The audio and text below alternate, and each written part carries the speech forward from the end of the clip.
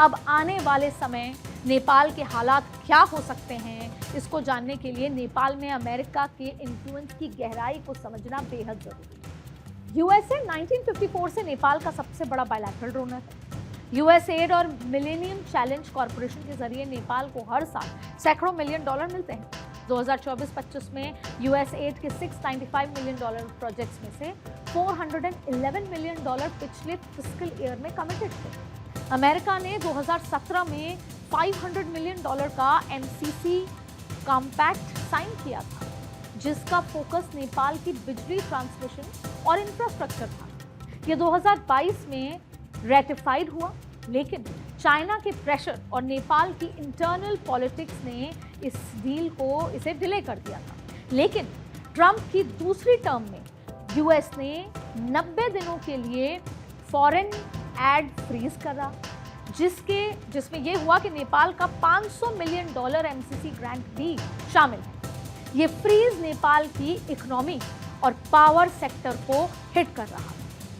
इस फ्रीज ने नेपाल के डेवलपमेंट प्रोजेक्ट्स और एनजीओ को हिट किया, जो यूएस एड पर डिपेंड करते हैं। अब माना यह जा रहा है कि यह फ्रीज नेपाल को चीन की तरफ पुश कर रहा था।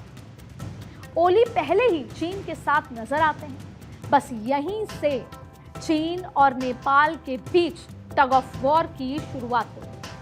2008 में राजतंत्र खत्म होने के बाद नेपाल में 14 प्रधानमंत्री बदल चुके हैं। ओली, पुष्प कमल दहाल और शेर बहादुर देउबा दशकों से सत्ता में रहे। सीपीएन, यूएमएल और नेपाली कांग्रेस का कोएलिशन भ्रष्टाचार के आरोप से ग्रस्त रहा। लोग इसे 25 साल में चौथा संकट बताते हैं। जेनजी को लगता यह है कि सिस्टम पूरी तरह फेल है। जॉब्स सिर्फ कनेक्शन वालों को ही मिलती आई है। पॉलिटिशियंस की फैमिली को फायदा मिलता है, वही तरक्की कर रहे हैं। हालात ये हैं कि इससे पहले भी नेपाल में मोनार्की वापस लाने की मांग के साथ प्रदर्शन हो चुके हैं, यानी लोकतंत्र से लोगों का भरोसा उठता रहा है। सोचिए, ये वही जेनजी हैं जिनको लेकर कहा जाता है कि ये जनरेशन सोशल मीडिया पर समय बिताने के सिवाय कुछ नहीं करती। लेकिन आज इसी जनरेशन ने नेपाल में सत्ता परिवर्तन की पूरी कथा लिखी है।